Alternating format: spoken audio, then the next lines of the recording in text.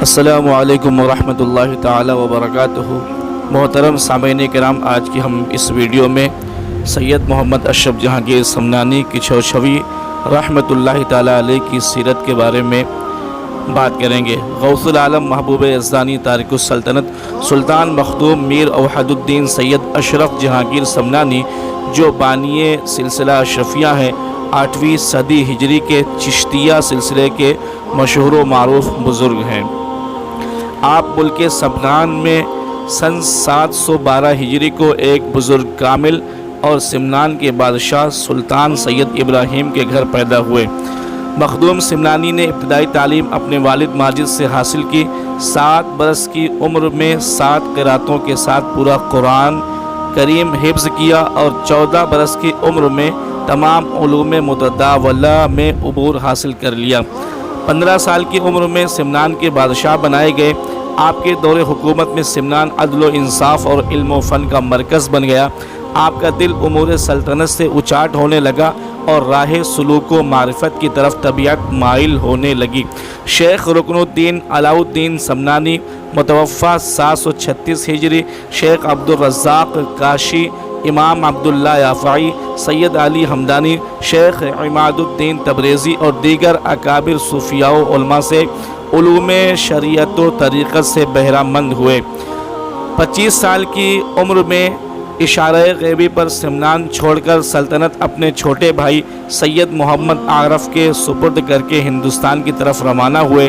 ہندوستان کے مشہور قدیم ہندی و فارسی کے ادیب ملک محمد جائسی کا قول ہے، امت محمدیہ کے صدیقین میں 2 شخص ترک سلطنت یعنی بادشاہت کو ٹھوکر مارنے کے لحاظ سے تمام اولیاء پر فضیلت رکھتے ہیں۔ ایک سلطان التارکین خواجہ ابراہیم بن ادہم، دوم سلطان سید اشرف جہانگیر سمنانی رحمۃ اللہ تعالی علیہما۔ مخدوم سمنانی سمنان سے نکل کر سمرقند کے راستے سے ملتان سے اوچ شریف پہنچے۔ یہ مقام اس وقت مخدوم جہانیان جہاں گشت سید جلال الدین بخاری رضی اللہ تعالیٰ عنہ کی وجہ سے رشد و ہدایت کا مرکز تھا۔ مخدوم جہانیان جہاں گشت کی خانقاہ میں 3 روز تک مہمان رہے۔ مخدوم سمنانی کا بیان ہے کہ مخدوم جہاں نے آپ کو اکابر مشائخ سے حاصل ہونے والے تمام روحانی فیوزات و برکات اور سلسلہ سہروردیہ کی اجازت و خلافت سے نوازا۔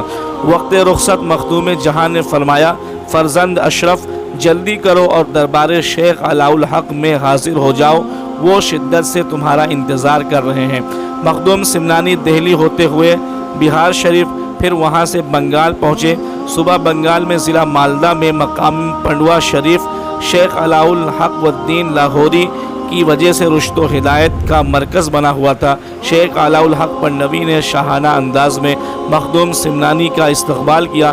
شیخ نے سلسلہ چشتیہ نظامیہ میں مرید فرمایا اور دیگر سلاسل کی اجازت و خلافت سے نوازا۔ مخدوم سمنانی شیخ کی خدمت میں 12 سال رہ کر کثیر مجاہدات و ریاضات کے ذریعہ منازل سلوک و معرفت کی تکمیل فرمائی۔ تکمیل سلوک کے بعد اپنے شیخ کے حکم سے مخدوم سمنانی رشد و ہدایت کے لیے بنگال سے اور شیراز ہند، جونپور اور بنارس کے راستے سے ہندوؤں کے مقدس مقام ایودھیا کے قریب مقام کچھوچا شریف پہنچے اور کچھوچا شریف میں اپنی خانقاہ قائم کی۔ مخدوم اشرف جہانگیر سمنانی صرف عربی اور فارسی پر ہی عبور نہیں رکھتے تھے، بلکہ اردو زبان کے پہلے ادیب بھی مانے جاتے ہیں۔ چنانچہ اردو زبان کی سب سے پہلی نثر میں لکھی جانے والی کتاب حضور مخدوم سمنانی رحمۃ اللہ تعالی علیہ کی اخلاق و تصوف ہے۔ حضور مخدوم اشرف جہانگیر سمنانی رحمۃ اللہ تعالی علیہ نے تقریباً 31 تصنیف فرمائی، جو مرور ایام کے ساتھ ساتھ ناپید ہو گئیں، لیکن اب بھی 10 کتابیں ایسی ہیں جو صحیح حالت میں ہیں اور عالم اسلام کی مختلف جامعات میں محفوظ ہیں۔ اکثر کتابیں فارسی میں تھیں، بعد میں آپ نے ان کا عربی میں ترجمہ کیا۔ ان کتابوں میں لطائف اشرفی کو بڑی اہمیت حاصل ہے۔ یہ کتاب فارسی میں ہے اور اس میں آپ نے تصوف کے بڑے اہم اسرار و رموز بیان فرمائے ہیں۔ طریقت کے تمام سلاسل کے بزرگوں نے اس سے استفادہ کیا اور آپ کی مکتوبات میں سے اشرف البیان، قرآن کریم کا عظیم نسخہ اپنے ہاتھ سے تحریر فرمایا اور اس کا فارسی ترجمہ بھی تحریر فرمایا، جو آج اشرف البیان کے نام سے جانا جاتا ہے۔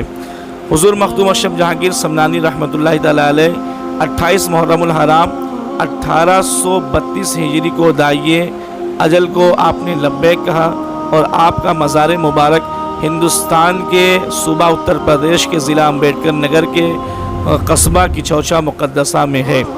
والسلام علیکم ورحمۃ اللہ تعالی وبرکاتہ۔